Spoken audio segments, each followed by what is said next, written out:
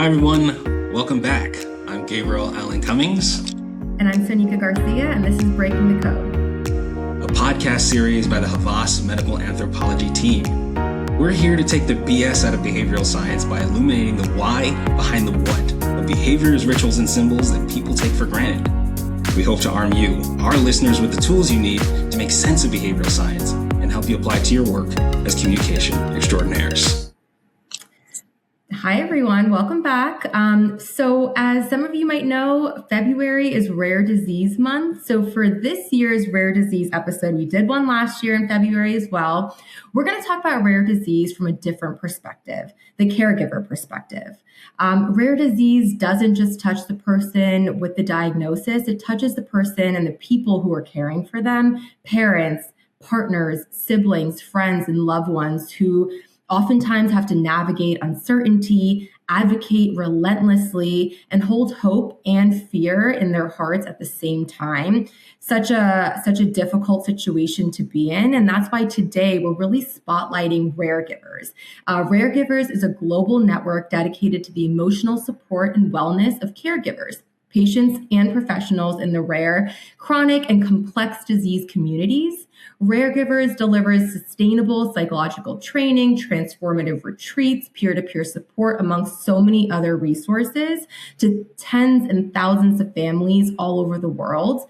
And their mission is really to educate and empower millions. Their work isn't just about relief. It's about giving voice and visibility to the people who make caring and caregiving possible. And we feel so grateful that key members of the organization are here with us today to share a bit more with our listeners. So you guys are in for such an amazing episode, and we're so grateful for the Raregivers team to be here. I'm going to kick it over to Gabe to introduce our panelists.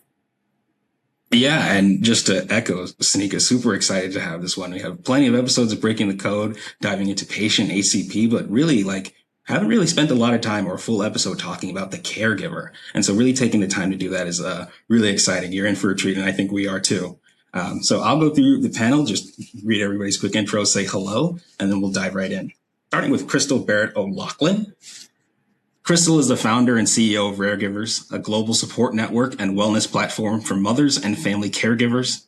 Shaped by the loss of 3 brothers to a rare genetic disease, her work and her TED Talk, Caring for the Caregivers, centers on resilience, healing, and the urgent need to care. Cristol, welcome to Breaking the Code. How are you doing today? Oh, thank you so much. This is just a dream come true, and thrilled to be here. It's great to have you too, and thank you for taking the time. We're also joined by Afshan, Rizvi, Hussain. I should say we're joined again by Afshan is a repeat guest on the show. For those who don't know Afshan, she is a award-winning business executive and a rare disease subject matter expert at Havas. She serves as the global head of rare disease, working to shape how industry, advocacy, and communities intersect. For more than 20 years, she has led complex rare disease launches and built cross-discipline systems that influence not just brands, but market behavior. As a former rare disease caregiver herself and now a Raregivers board member, she focuses on closing the gap between the lived experience and institutional decision-making. Afshan, welcome back to the podcast. How are you doing today? Thank you so much. I'm so happy to be back. You guys know you're one of my favorite podcasts, so really excited to talk about caregivers today. Love to hear it and love to have you back. Lastly, we are joined by Binaka Norris. Binaka is a social strategist serving rare disease communities with authentic, people-first content.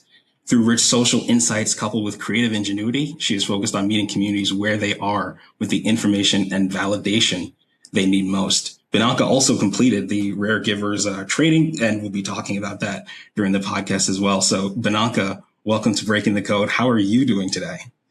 Thanks for having me. I'm super excited. It's such a fun thing to talk about and so important. So thanks for having me here. Totally. And I think, as we were talking about before, let's just get into it. And so, Cristol, this is really talking about Raregivers, and I want to give you a space at the really top of the episode to share your story. How did Raregivers come to be? Yeah, absolutely. Well, Raregivers has, as an organization, been around for 25 years, literally half my life. We've been building to this moment, but I was born into this role, the youngest of 5 children. 3 of my 4 older brothers had a rare genetic disease called Hunter syndrome, and they passed away in the 1980s. They were 12, 18, and 19 years old when they passed away. And you can imagine that the whole family was wrapped up in the care for my brothers. My oldest brother, Richard Adam, is still alive. And so we were sibling caregivers. Literally, I was youngest, he was the oldest. And my parents went through a very difficult experience. Ultimately, it broke them up. They divorced after 11 years of facing these caregiving challenges, and that chronic stress that comes into the family because of these care experiences can often result in broken relationships. I will say, if you stay till the end of this podcast, I will give you a Hollywood ending like you could never believe. So there's a little teaser for you. But the impetus for the organization was lived experience and really understanding that people hide, that we don't share our home experiences always in our public life. So no one in my high school knew that I was going to funerals at 12, 14, and 15 years old. I didn't talk about it. Certainly didn't talk about the feelings, but didn't talk about those experiences. All through college at UCLA, didn't talk about the fact that I had lost 3 brothers. It wasn't until well into kind of young adulthood when I was thinking about I may want to have a family someday, and I started looking into what my genetics background was, that I attended a family conference, the National MPS Society Family Conference, and felt empowered because I was with other families and other caregivers and other patients. And by the way, these are odd words, like we don't call ourselves patients, we don't call ourselves caregivers, and we don't call ourselves healthcare professionals. We are just people, right? Living these really complex experiences. But it wasn't until I came into community that I saw, okay, wait, I can be vulnerable. I can be open.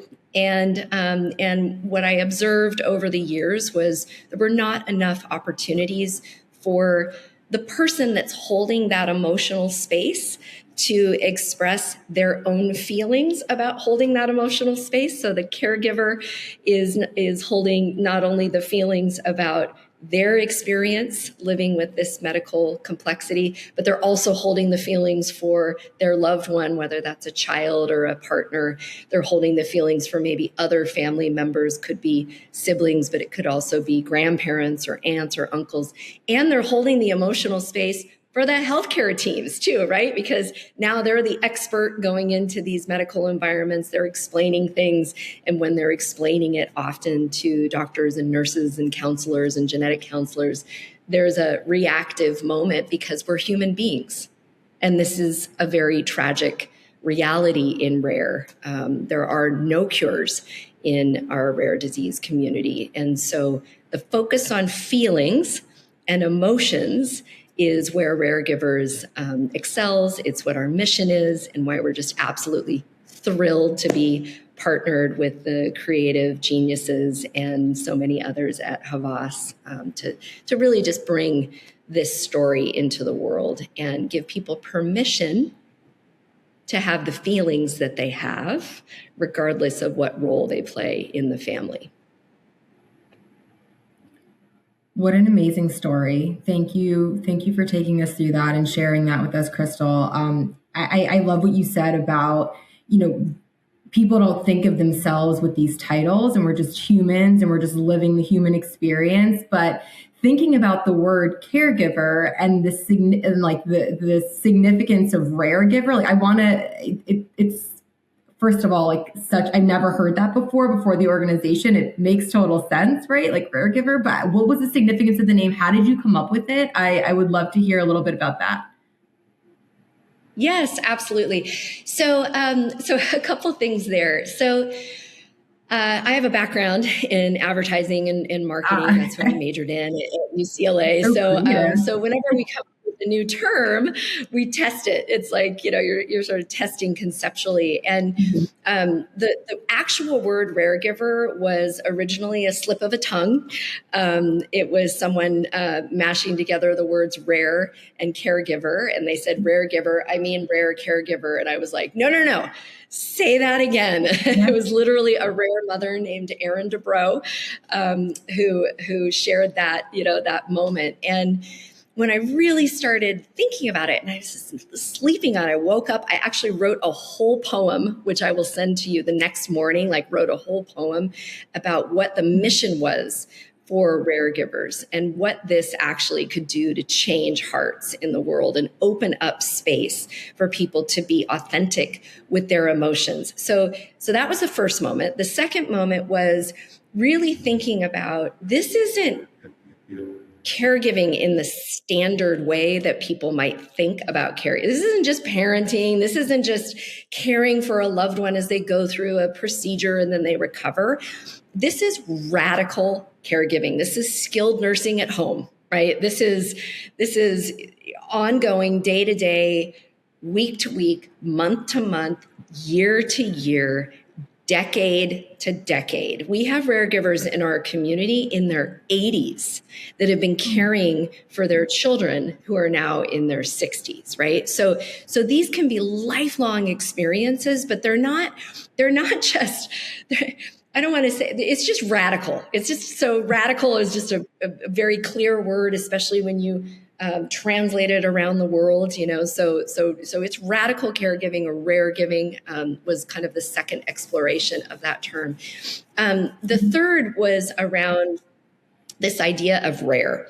The reality of rare disease as a definition of a community is that the definitions don't match up around the world. So depending on where you are on the planet, there's a different definition of what is considered a rare or ultra rare disease, right? So we wanted to almost pull back from rare and go, okay, wait, what is the experience? The experience is chronic stress. The experience is medically induced stress. The experience is this radical caregiving that's going on at home. And then when you start breaking down the word rare and care, rare doesn't, if you're not in the rare disease community, you don't necessarily hear rare in the context of defining a community or defining a disease set. You hear rare as in whoa, this is a very unique experience, right? This is rare in the sense of really special circumstances, really different and unique circumstances. So those kind of three elements, and then testing, and then we went through a communications experience at USC Annenberg School of Communications using AI to explore different terms. And at that time, we were running as Raregivers by Angel Aid. Angel Aid was our original name of our organization 25 years ago when we started. And we realized that Raregivers was it. And so we trademarked it, we own it, that's what it is, but it stands for a lot of different things. And thanks for letting me explain all that. No, I love that. I was like, that there has to be a significant story behind that name. So thank you. And when you were talking about, what fueled you to start the organization, the purpose, the mission. You spoke about validation and giving them, giving the caregiver, the Raregiver, the place to feel what they want to feel and what they need to feel, and just kind of giving them the space to do that.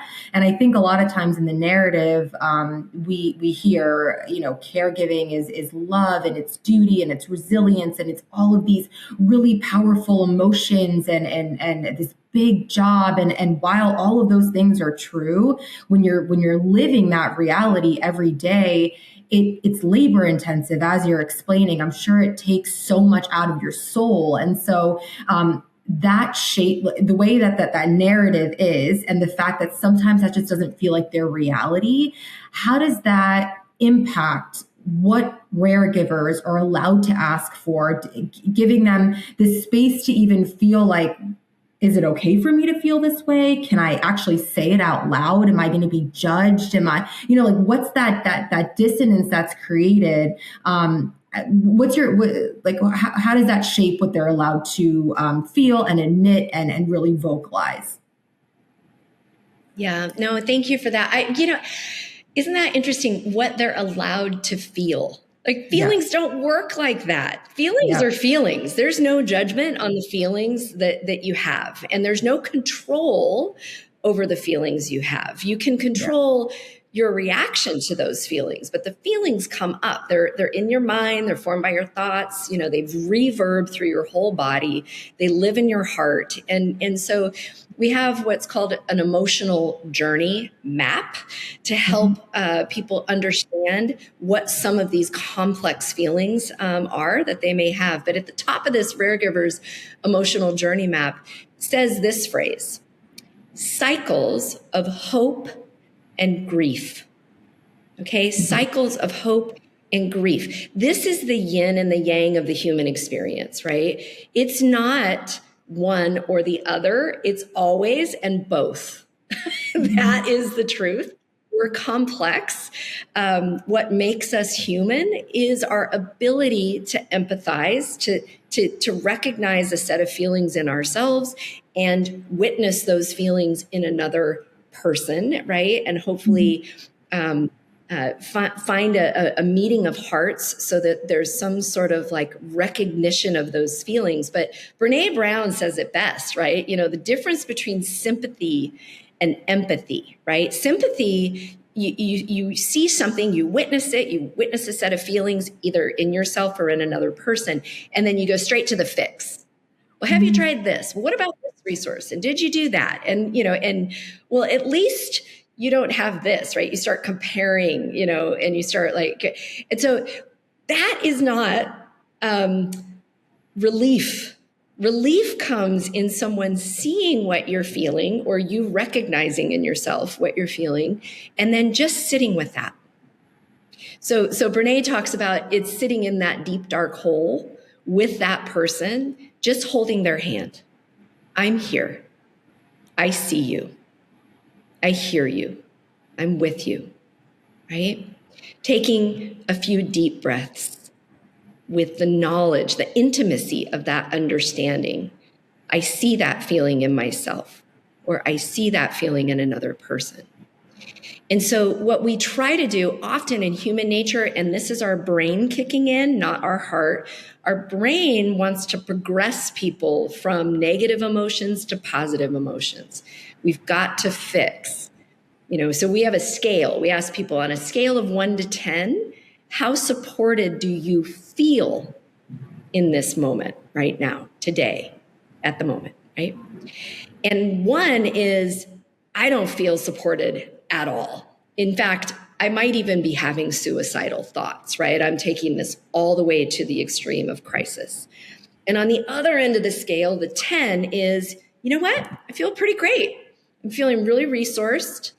I've come to some level of acceptance of what's happening in my world, at least in this moment. And I feel pretty good about it, right? And so someone that's in a wellness mindset, you can offer interventions, experiential moments like yoga and meditation and conversation, but you're not going to offer yoga to someone that's having suicidal thoughts, right? So when we endeavored to launch a global emotional support system within Raregivers, we have to be everywhere all the time at any moment and meet people where they are from crisis to wellness. And so that's why we say it's hope and it's grief and it's everything and it's witnessing, not fixing. It's not progressing from 1 to 10. It's just saying, I see where you are. We're here. We do have a set of resources if you want to explore them, but it's not a push. It's a holding. It's an emotional witnessing. It's a holding experience. That's so powerful. Thank you so much. Thank you so much for sharing that. And we are going to get into the emotional journey map because I think that's a really important part of the conversation. So more to come on that. We're going to ask you in a bit. But All right, Gabe, I'm going to kick it over to you. Yeah, I mean, the emotional journey map, there's definitely a lot of questions and thoughts kind of ruminating in my mind. The concept of hope and grief are things that, we kind of dive into when we get into the emotions of people who are living with rare disease is something that we brought up a lot when we were having that conversation about sickle cell disease a few episodes ago. I really kind of want to take a different perspective here. Binaka, ask you about your experience getting the certification, being in a space with caregivers. A lot of what Crystal was saying about like being in that cycle of hope and grief, and also something that they were talking about too, Sonika and Crystal just there, was the stigma that sometimes caregivers feel about expressing their emotions and the quote unquote being allowed to feel. So I'll start really broadly, Binaka, and you could take it however, what sticks out to you. But how was the certification experience for you? What did you get out of it?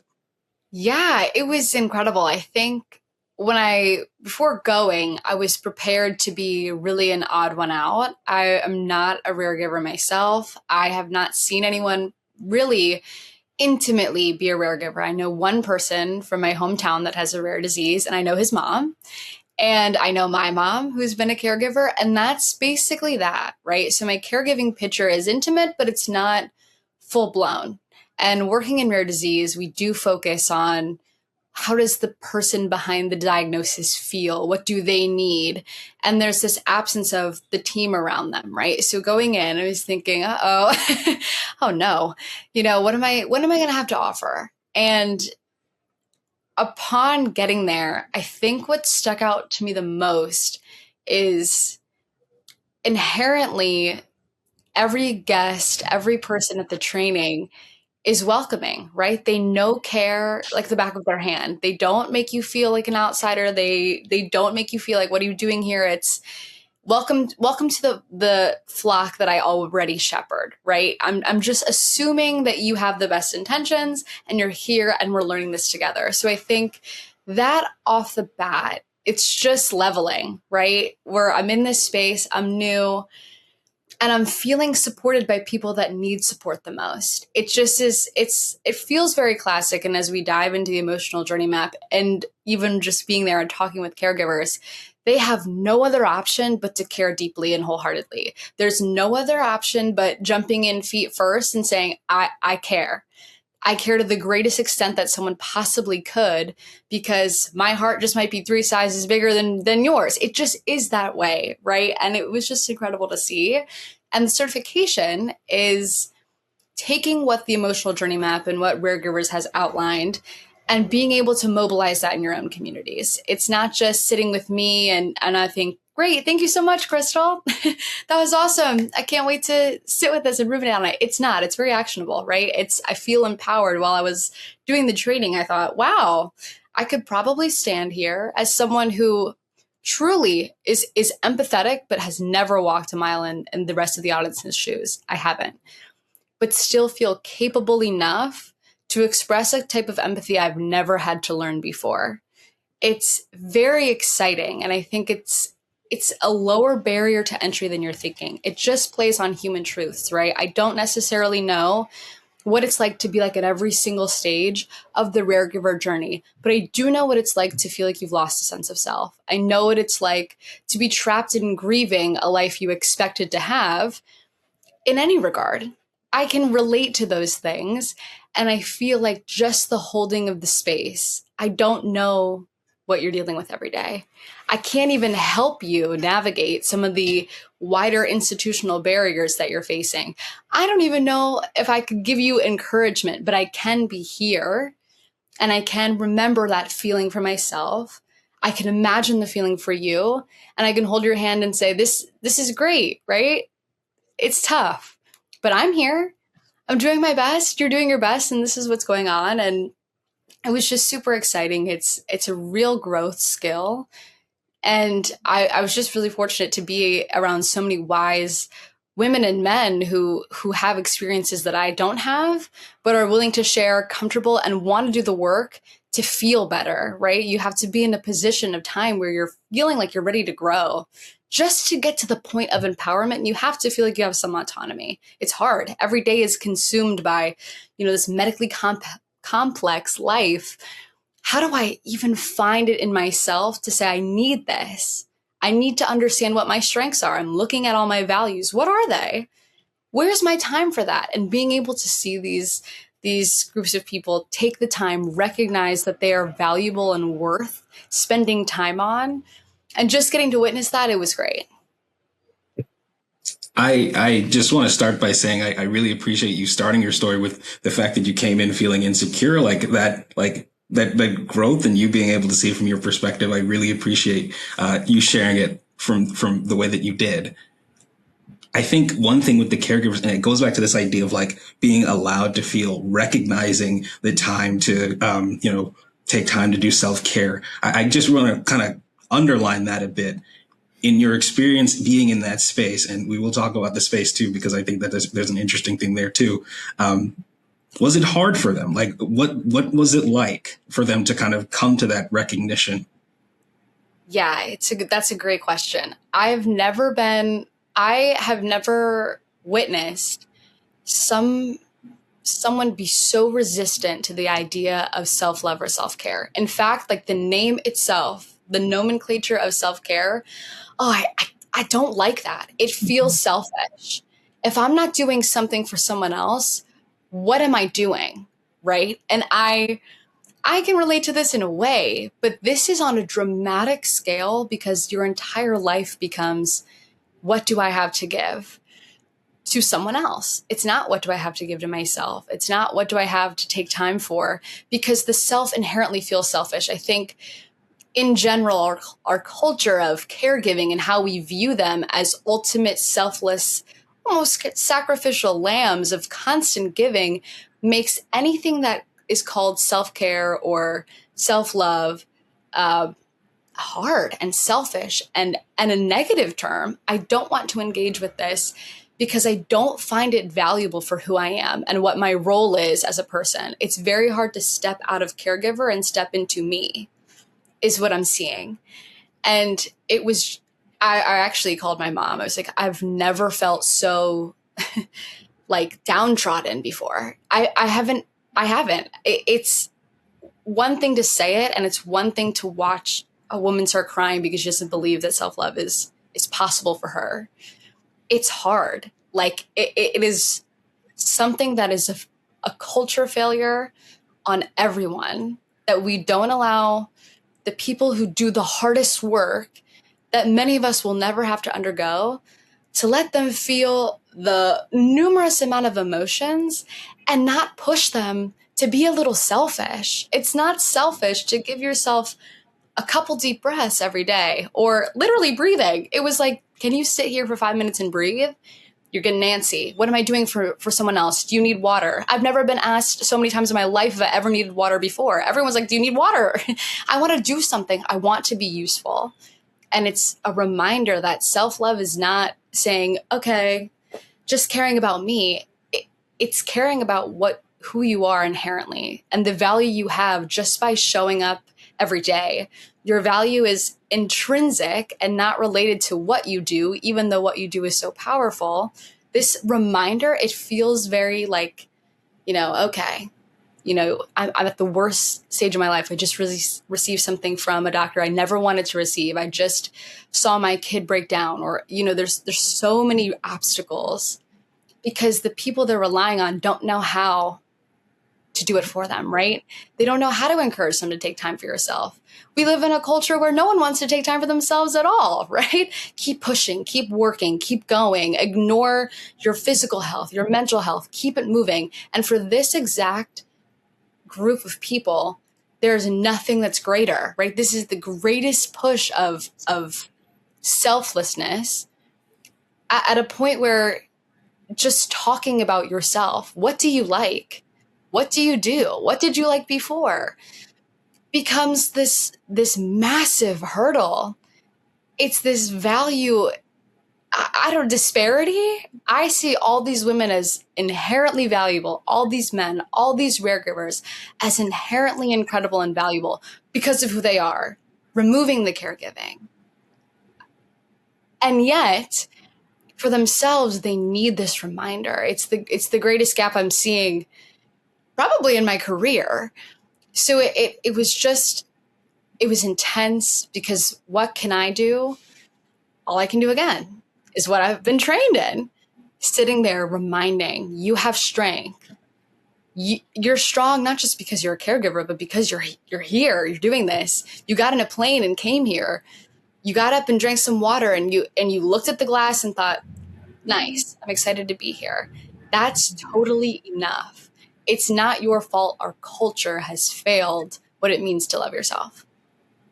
So that's what I learned. It's just incredible. They're really incredible. I love all of the people that I met, and they deserve self-love in a way that I can't even explain.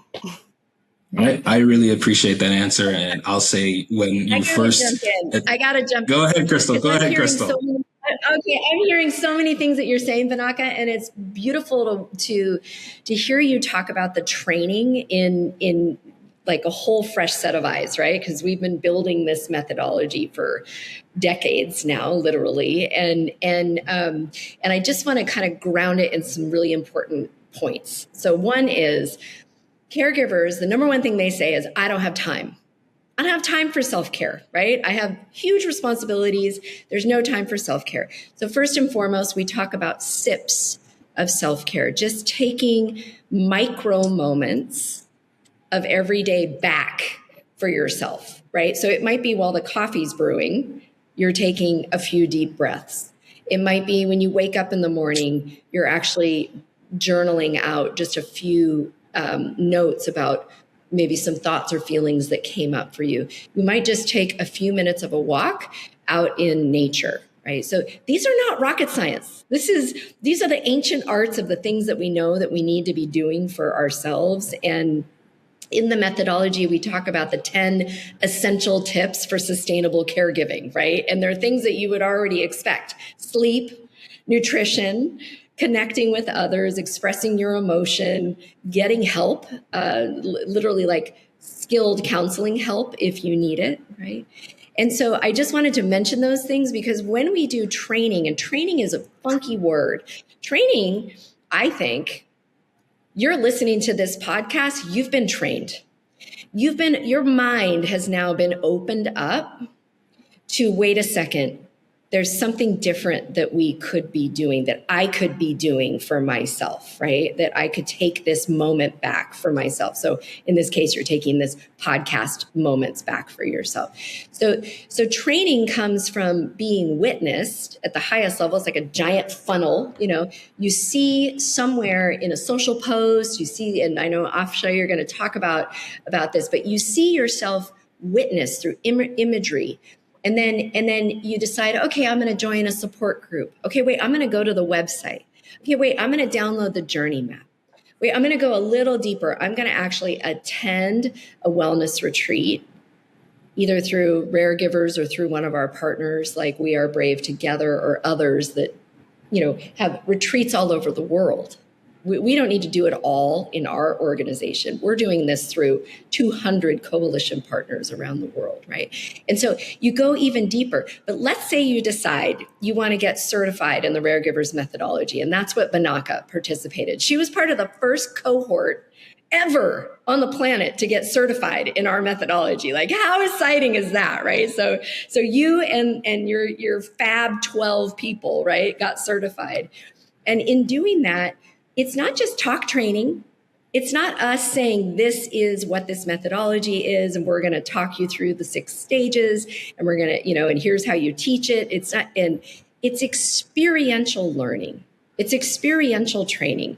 And so we brought in a sound bath therapist to take the cohort through a sound bath, using, the beautiful bowls and the reverb of just feeling relief. How are you supposed to teach relief or even recognize it in yourself if you've never gone through that experience before, right? And then, equine therapy and working with horses and the beauty of sitting down and having a meal prepared for you and receiving it. Actually receiving that loving organic food and then sharing it in a relaxed way with other people. Like, this is not the norm in our frenetic lives, right? Okay, so I just wanted to ground the heart of what you were saying, Binaka, in the reality of what we're trying to demonstrate here, because there's no one way to learn these moments. They can be learned, very deeply through actual certification training, but they can be learned very lightly through a scroll and witnessing yourself in a beautifully crafted social post. Can I just add, because now I want to talk about why that matters for the work that we do on a regular basis for the communities that we serve. Because Crystal, you mentioned earlier the difference between sympathy and empathy. That's incredibly important, right? We're not just trying to move people out of a negative emotion into a positive emotion. It's a natural thing, like it's a natural response, but it's not really productive for the audience. But even within the realm of empathy, there's cognitive empathy and then there's affective empathy. That's what I think is the difference that the work Raregivers is doing. That's the difference it makes.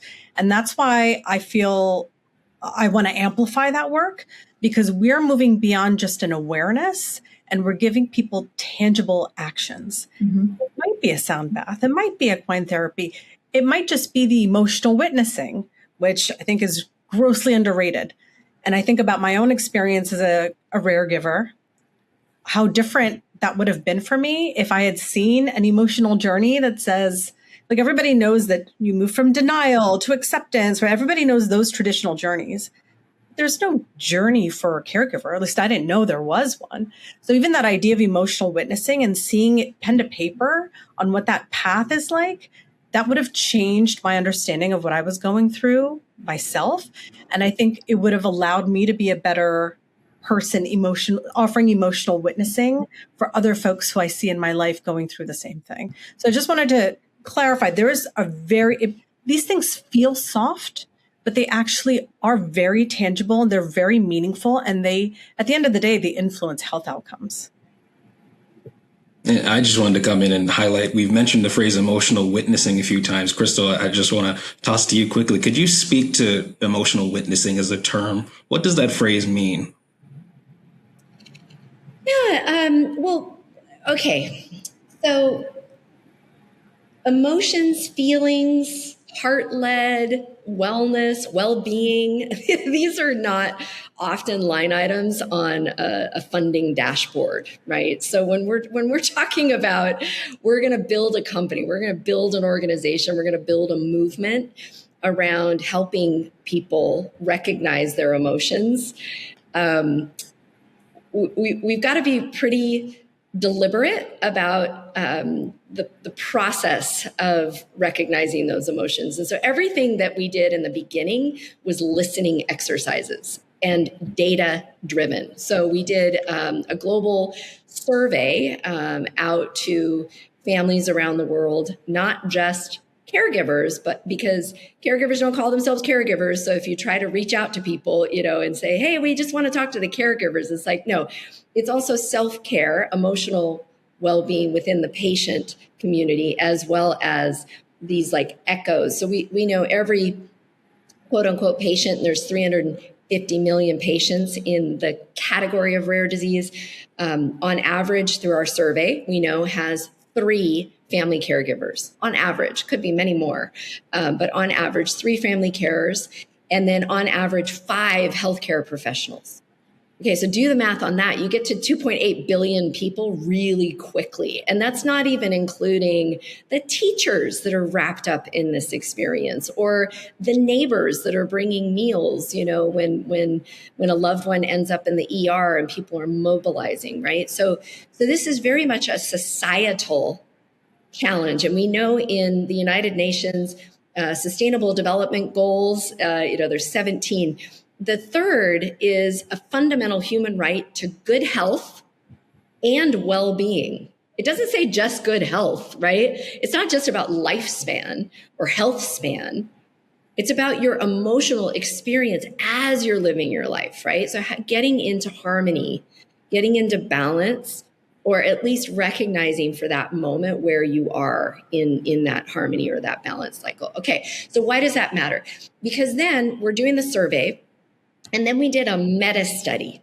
So the meta study is, what is all the pieces of published research on the emotional impact on families going through this experience, right? So we identified 287 pieces of published research. We were like early users of AI. It was like working with our partnership with Microsoft, employee volunteers. We do hackathons with them every year, and they were helping us surface so much of this research. So we identified 287 pieces of published research on the emotional impact of the disease experience in these families.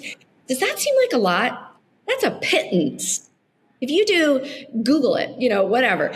Emotional impact on military and veterans caregiver, emotional impact on senior care, Alzheimer's, dementia, emotional impact on, breast cancer or cancer care, right? There's tens of thousands of pieces of published research. So that was telling for us. That helped us realize, wait a second, this is a blind spot.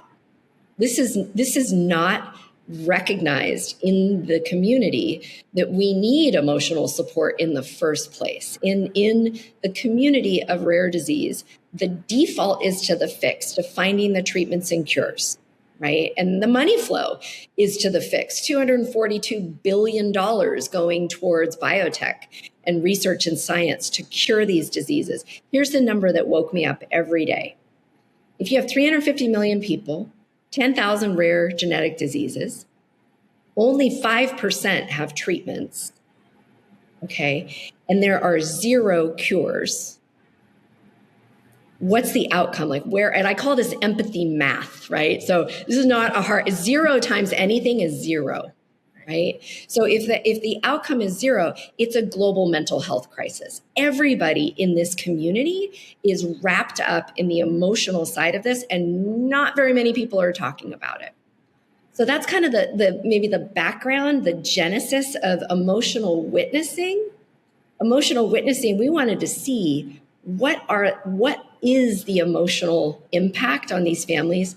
We saw it in the data, and in the data, we pulled out 4 typical stages that families or individuals or caregivers will go through, okay, that they'll live through. And these are not linear stages, but there were 4, okay? The last 2 stages, because there are 6 in our journey map, the last 2 stages, I like territories better because it's more like chutes and ladders. Your feelings don't go in order. It never works like that, right? You could be in a diagnostic phase, end up in the ER, and now you're worried about end of life. Or you could be grieving what you thought life was going to look like as a mom or a dad or a family caregiver, and the reality of these responsibilities and the great detailed burden that you're carrying and you carry it lovingly because you love your loved one, right? So I'm not saying it's a burden that like the community freaks out at that word. They don't call it a burden. It's not. I'm happy to carry this burden, right? Because you're sort of getting into that uncomfortable territory of don't tell me what my feelings are, right? So in any case, when you go through these experiences, what you realize is end of life and finding meaning, the last 2 stages, they weren't in the published research anywhere. Why is that? Because the patient had passed away. So when the patient passes away, the relationship with the healthcare system ends. The healthcare system moves on. The reverb on the family is forever. So it was the families that said, wait, your journey map is incomplete. You're missing stages. Added in the end of life stage. And then it was much, much later that we added in this notion of finding meaning behind this experience, because that's what drives so many in the community to start foundations, to start raising money, to pour their heart and soul into trying to fix what's happening with themselves or with their loved one. And we just sit alongside all those efforts and we say, while you're doing your fix work, let's do some emotional support, some emotional witnessing so that you can sustain what you're doing on the fix side, right? So it's a yes and, it's a both. Man, for everyone who's listening, I mean, we do journey mapping in our roles all the time, but talk about the most thorough research methodology, right? It's about the co-create, the way that you really nail a journey map where the person who's viewing it feels validated and also that it's relevant. And I'm looking at something that feels like it's true to how I feel is that co-creation. And I love what you said, Crystal, of like, it's the meta-analysis, it's gathering the secondary research, but then it's making sure to create with the community that's represented in this map. And I think and you would never have come to those last two very critical journey moments of like, this journey isn't complete. You need these other two moments to really properly showcase the valid journey. If you weren't actually talking to the individuals who this journey was representing, their experience. So I love that. I thank you so much for sharing. And for everyone who's listening, I mean, please go and check out this journey map. It's on the Raregivers website. It's awesome. It's also beautifully illustrated. So just a shout out there. I love the research methodology, and we can, we talk about that all the time on this podcast. So, okay. Well, with that said, thank you, Crystal, for sharing that. I want to quickly move on to, the Raregivers campaign. So, Afshan, I would love if you could speak on the Raregivers PSA launching for Rare Disease Day. What's the goal of the campaign? And just kind of some background on that. Yes, thank you for asking. Our goal, anybody who's in the industry knows about the creative brief. So what was really important is the briefing that we gave to this team after speaking to Crystal and then having Catherine Waters, who's an amazing strategist on our team, sort of lead the charge. We wanted a universal experience because being a caregiver, a care partner, that looks different, but it's a very relatable sort of universal experience. It looks different for everyone, but there's so many people who can feel that connection to what it's like to care for someone else and not sort of give yourself permission to be vulnerable about it, right? We've culturally coded, Binaka was talking about this earlier, the caregiver experience has been culturally coded to be about the quiet strength. You have to be selfless, you have to be resilient. And anytime that a caregiver or partner feels vulnerable, they feel like it's a failure. And that's a failure on our society, not on them as individuals, right? So what we wanted to make sure was clear is that vulnerability is not weakness. It's information. It tells us when support resources are needed and often are not available to these folks who are backbones.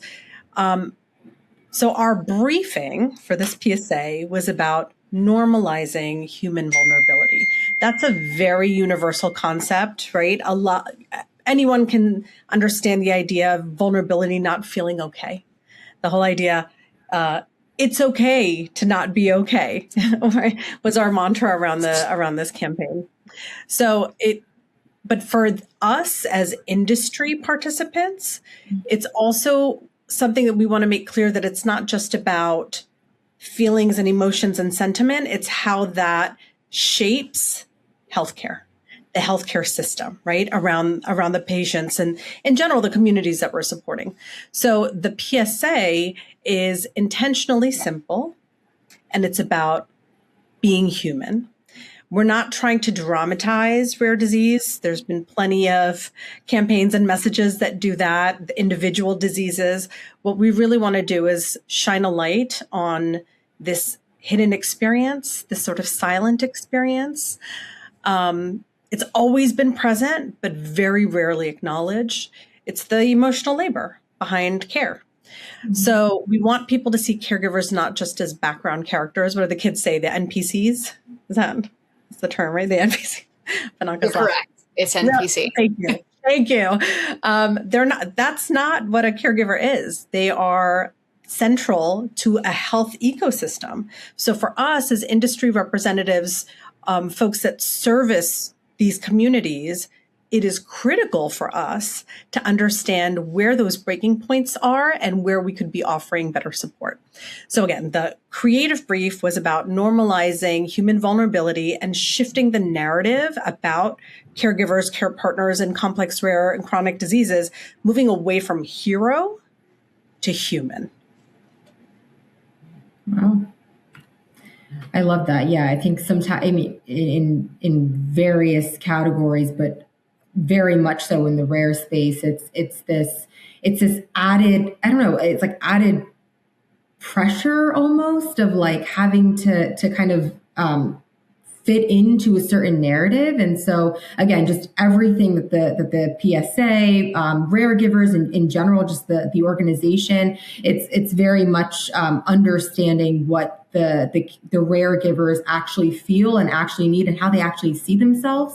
And human is really the key word in all of this. It's just humanizing this narrative of what they're experiencing. And then just as far as stigma, right? That's a word that we commonly hear in this space. Could you speak to the Rare team's ambition of making stigma rare, and how do you feel like this work does that? Yeah, so we have a platform called Rare Next, and our belief is, as Havas Health, like we have the resources and the reach and the proximity to community that allows us to shape what rare disease experience can look like in the future. So what happens in Rare Next starts with us. We have the opportunity to shape that. So that's where that platform came from. And this year, we really wanted to focus on stigma. Our team out of London ran some quant studies, some surveys, and 95%, I hope I'm quoting the right stat, but 95, maybe 96% of people surveyed said they experienced stigma. We thought, how is that possible? That number is incredibly high. We weren't anticipating that. Sure, we expected a significant response, but like in the high 90s, and that's not okay. And if we're truly going to serve communities and we do want to shape the future, we need to talk about the things that are affecting those communities the most. There's significant impact. So when we looked at what are the types of stigma experiences that rare communities or caregivers and care partners go through. And again, it's patients and caregivers that experience this. But for the purpose of the PSA, we were focusing on the stigma that affects care partners. And it affects them in really subtle ways that, again, they're not allowed to talk about. It's the isolation. It's misunderstanding their role, their experience. It's the self-blame. Imagine if there's a genetic disorder, how parents are feeling when they're caring for that. They're not allowed to talk about it. They're not allowed to talk about family planning, right? That's a very taboo thing. There's shame around needing help. You're not allowed to be upset. There was a quote that Catherine had shared with us that our care partner had, or it was a parent, and a grandparent said to the parent when they were expressing exhaustion, said, "Oh, but you do it because it's worth it because you love them so much." And the parent said, "I felt so alone in that moment. Like I'm not allowed to say to my parent that I'm tired. Of course I love them so much. Of course I would never change anything about the way I am serving in their life. But I'm tired. It's a normal thing. Why we are programmed. It goes back to what Crystal was saying before. Like we have sympathy, and we're forcing people to move out of negative emotions into positive emotions. But that means we're dismissing their stigma rather than preventing or addressing it.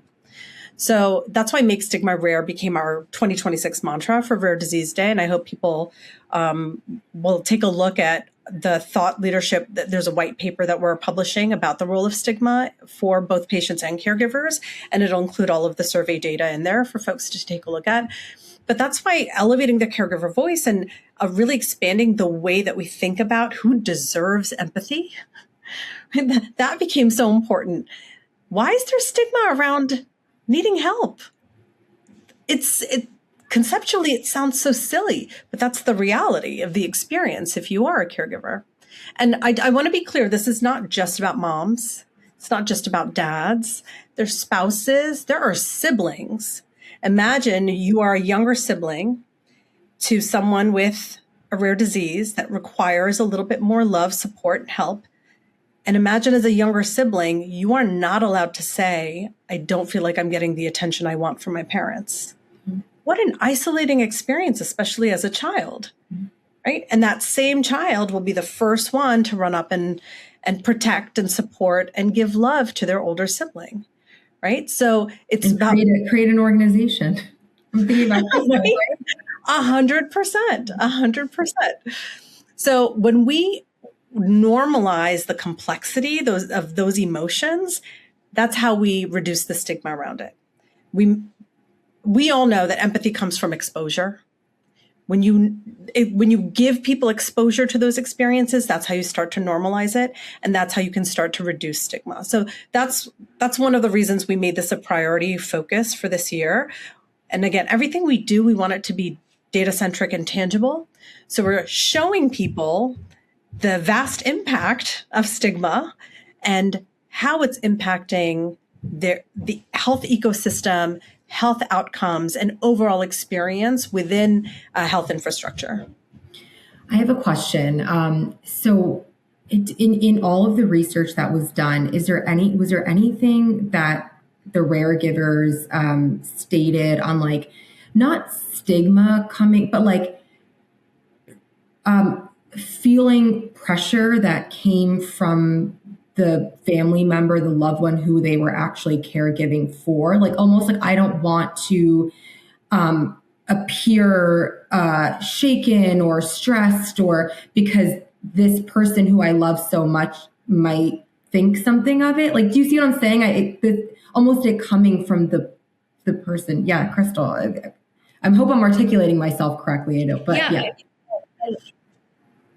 There may be Afsha, there may be data in the surveys and in work that you did as well. But I can speak to this because we've spent 1.5 million hours talking and engaging with the community about these feelings over the past 25 years. It's been my extraordinary honor to get the chance to synthesize this, in from my heart and in my mind as well. And what I would say about that is that it's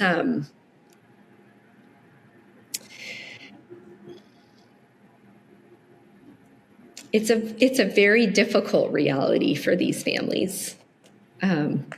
It's half the patient population is children, okay? And a third of those children won't live past their 5th birthday.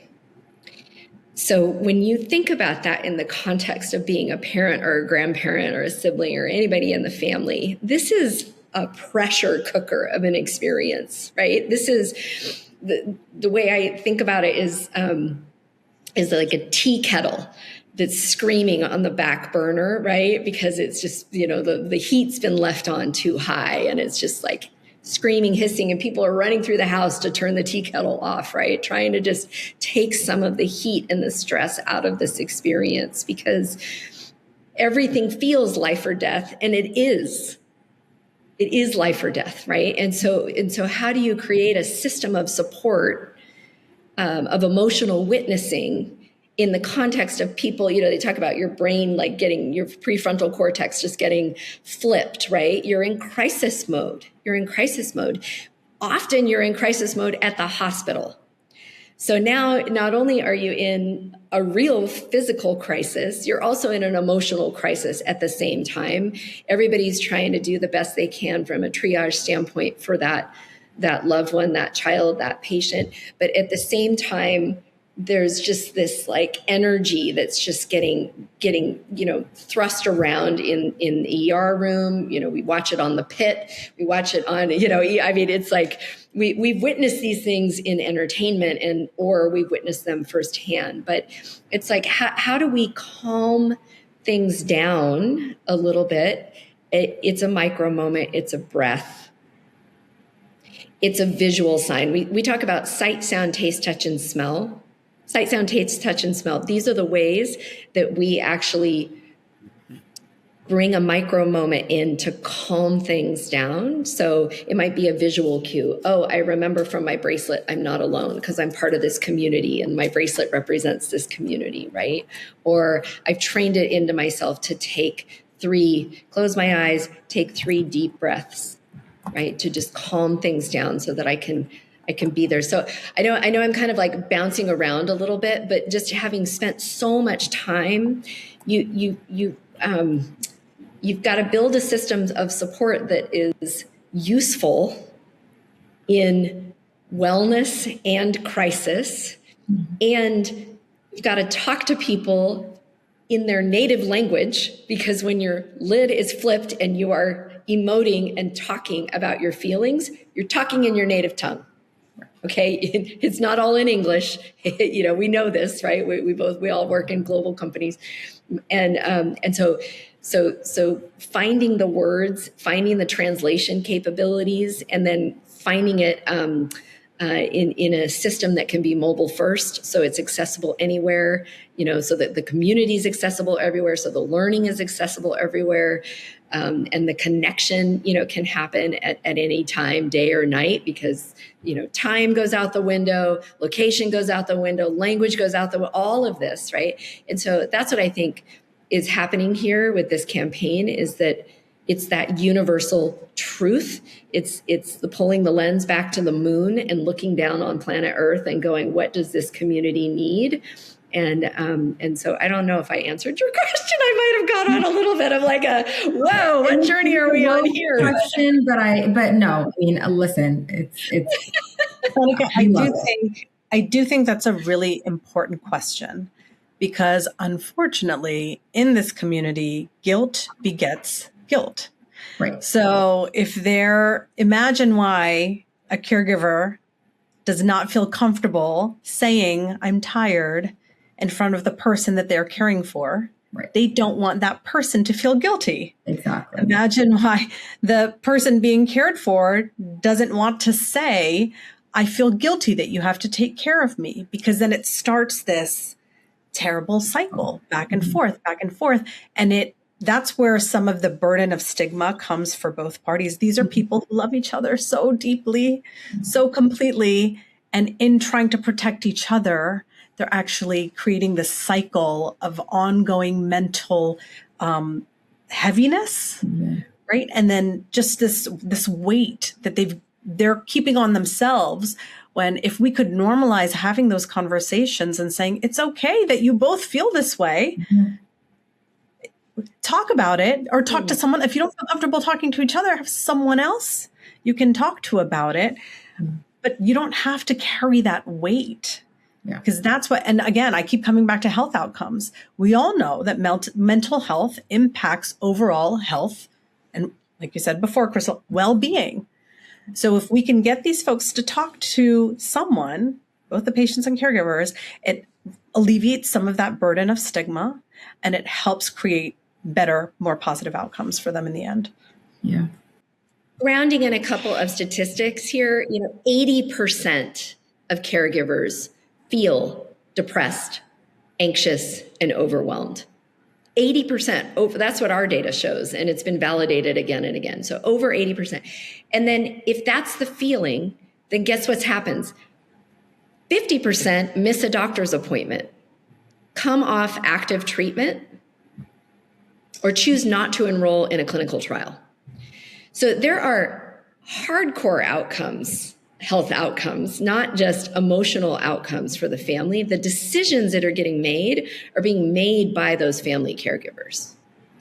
And if we continue to ignore that, it's eroding the underpinnings of what we're trying to do on the research and science, which is find more treatments and cures, right? So there's real impact here, and I do think that that's the next phase of data that we need to pull, is the impact financially on the system of health in ignoring the emotional well-being, because it's intuitive, it's common sense, that we can't ignore it, but I think we need to ground it in the numbers, because it's not a recognized need in our community. I do want to say the treatments and the cures matter.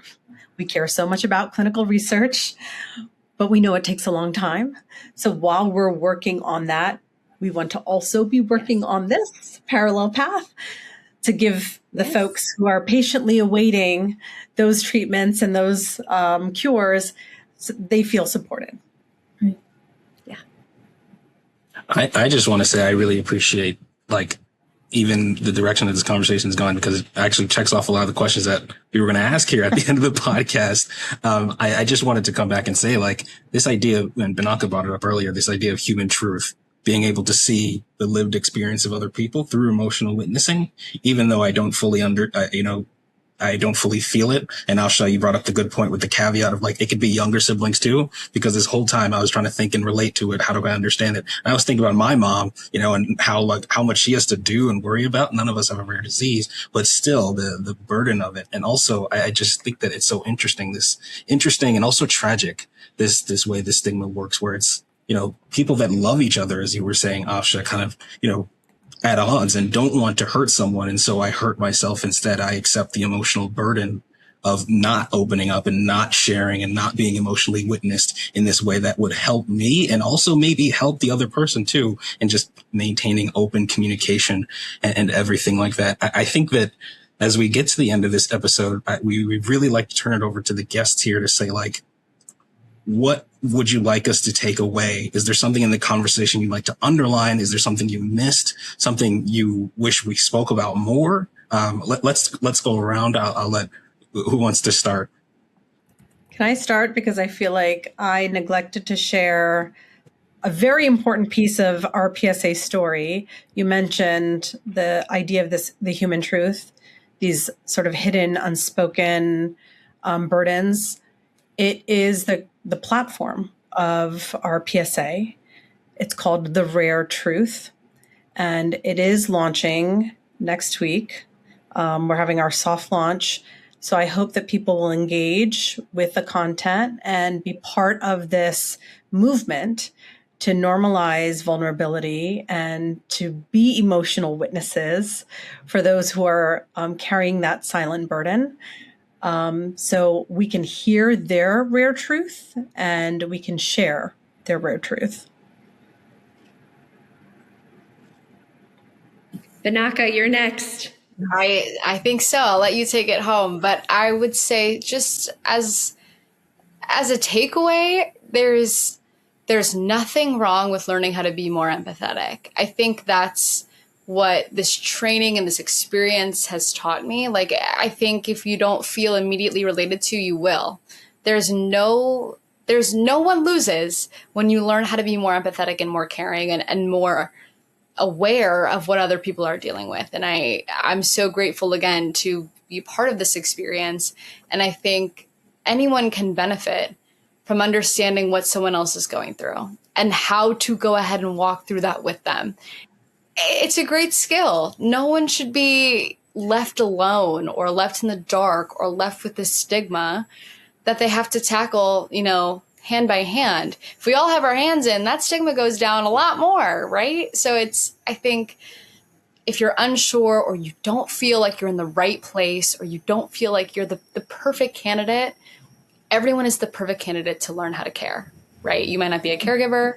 You might know a caregiver. You might not. You can care. Everyone can care. So yeah, Crystal, I'll pass it to you to take us home, but that's what I would say is a takeaway for me. Oh my goodness. Well, we've been spending a lot of time talking about truth and universal truth and human truth and the rare truth, which I'm just thrilled with that platform. I think it's going to open up conversation around the world. Again, multilingual opportunities culturally. I call it the global rollout, right? It's a global rollout with local activations. There's so much that can happen with this. But here's my truth. Here's my feeling. And it's on the board in the back. When life gets medical, people get emotional. People get emotional, and we have to talk about our feelings first so that we can do all the other things downstream. And that's what the Raregivers emotional journey map is about.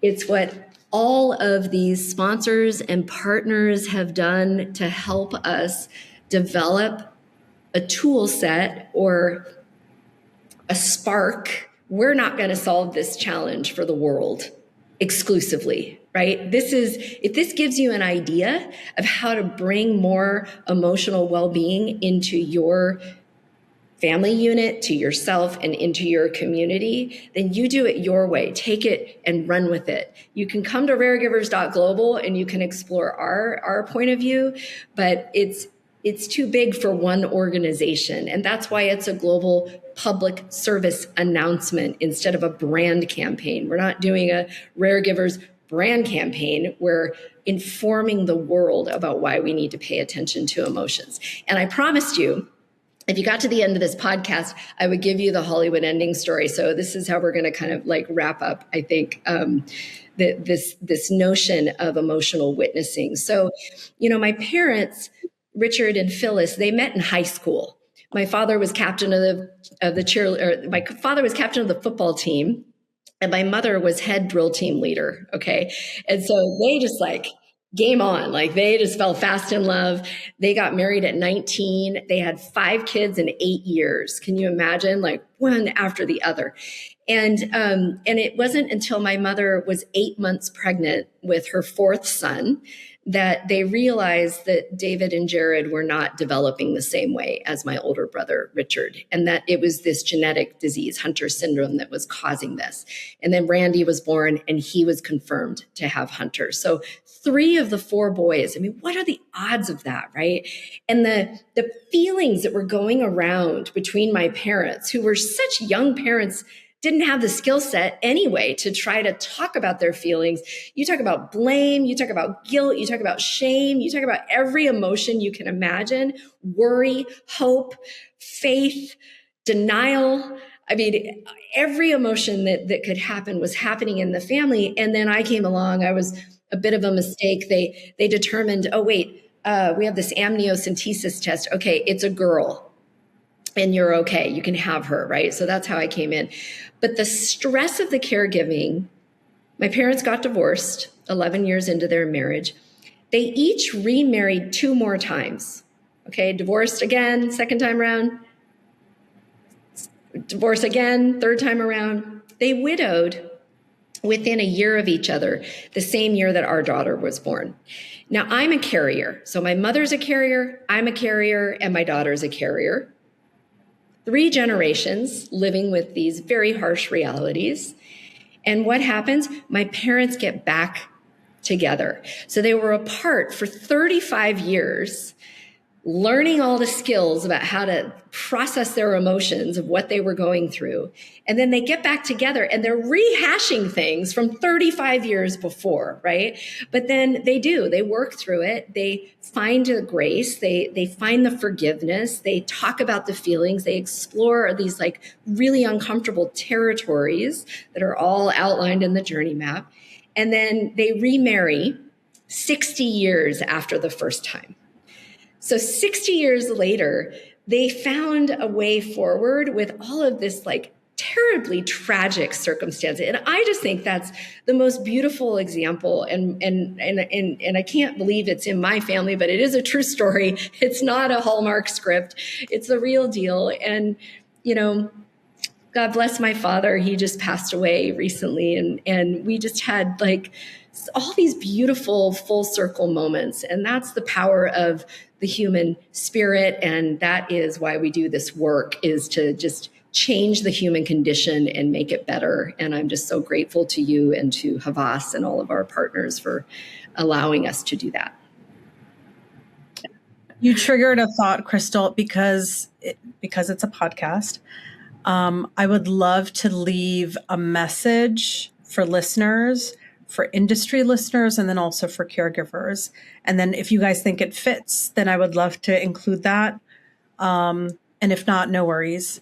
But I would love for members of industry who are listening to walk away with a shift in their perspective, because caregivers care partners are not on the periphery of care. They're part of the backbone. They are part of the infrastructure and should be considered as such when we're thinking about how to support healthcare ecosystems. And if we do believe in better health outcomes, if we do believe in better systems, we have to design those systems with those caregivers in mind, not as an afterthought, but as key stakeholders. And then on a human level, for care partners and caregivers who are listening, I hope that this work, this conversation, makes you feel seen. You are not failing if this work is hard. We've failed you. This work is hard because it's really complex. And the complexity of your situation deserves support. You deserve support. And it is our mission to bring it to you. So beautifully said.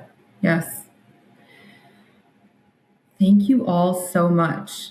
This was a conversation that I know Gabe and I obviously enjoyed being a part of, but moved us and changed us and in just our work in so many ways. I know the listeners are going to feel the same way. Thank you, and let us know how we can, at least through this platform, we'll talk about what we can link, getting people to actually be able to click on resources. Thank you so much. Yeah. This was so great, guys. Thank you so much. Thank you again, from Sonika and I. Like, this has been a conversation we've been looking forward to since Afshan reached out. Being able to talk about and see caregivers as people and bringing just more humanity and dignity to all health experiences is something that we really champion and we really feel passionate about. So yeah, thank you for your work and your vulnerability. Go ahead. No, but one last thing I want to say, I think that we have these conversations, and obviously we're, the three of you are experts in the rare disease space, and we have these conversations for Rare Disease Month, but so much of the learning is just applicable to all categories, right? Yes. So I think, Afshan, as you open, please keep the suggestions and the content, this is the conversation I think everyone can learn from, and let's not make it a yearly thing, but find ways to have it, if we feel that there is something that needs to be talked about, allow our listeners to apply it to their work. But there are learnings, to take away in every category in the work that we do. So that's all I want to say. Thank you. I'll call you. Yes, please do. Thank you, Cristol and Binaka, so much for the time. And you both have a great weekend. All three of you have a great weekend. And just stay safe of the snow and dirt. Breaking the Code is a podcast created by Havas's medical anthropology team. Hosted by Sonika Garcia and Gabriel Allen Cummings. Produced by Tiffany Tang. And inspired by all of you. Thank you for listening and for your continued support. If you enjoy these episodes, we would love to hear from you. Please leave a rating, subscribe, and send us a message to our mailbox at medicalanthropology@havas.com. Until next time.